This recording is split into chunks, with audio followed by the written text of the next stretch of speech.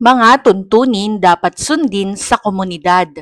Ang mga tuntunin ay ginagawa upang magkaroon ng maunlad, maayos at mapayapang komunidad. Ito ang pamantayang dapat sundin ng bawat mamamayan. May mga tuntunin sa iba't ibang institusyon ng komunidad.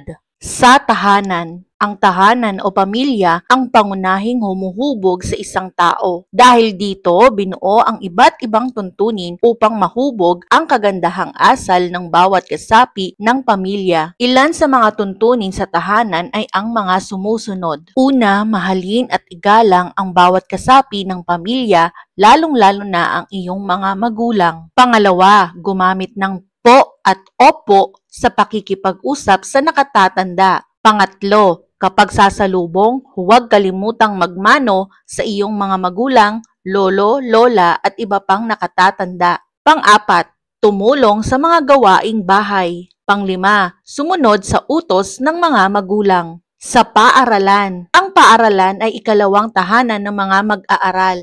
Kaya gaya ng tahanan, mayroon din itong mga tuntuning dapat sundin ng bawat kasapi nito.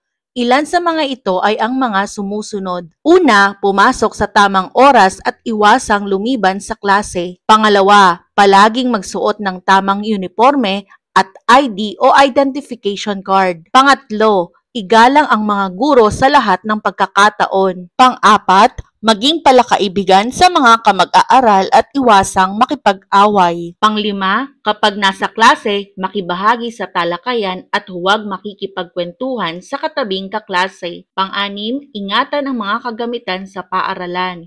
Sa komunidad, iba't iba ang mga tuntunin. Bawat kasapi ay inaasahang susunod sa mga tuntuning ito upang mapanatili ang kaayusan at maiwasan ang mga kaguluhan.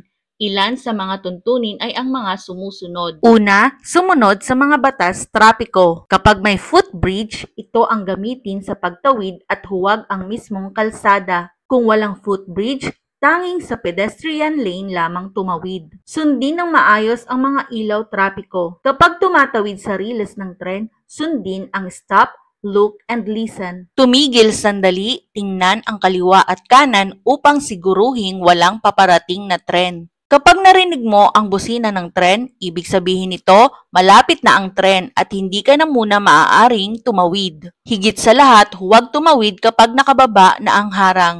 Tanda na may paparating na tren. Pangalawa, igalang ang mga tuntunin ng iba't ibang kasapi ng komunidad. Huwag pasukin ang mga bakurang may nakalagay na no trespassing. Huwag lumabas ng bahay sa gabi, lalong-lalo na kung mayroong curfew sa inyong komunidad. Pangatlo, pangalagaan ang kalikasan. Palaging maglinis ng bakuran. Ihiwalay ang inyong mga basurang nabubulok at di nabubulok.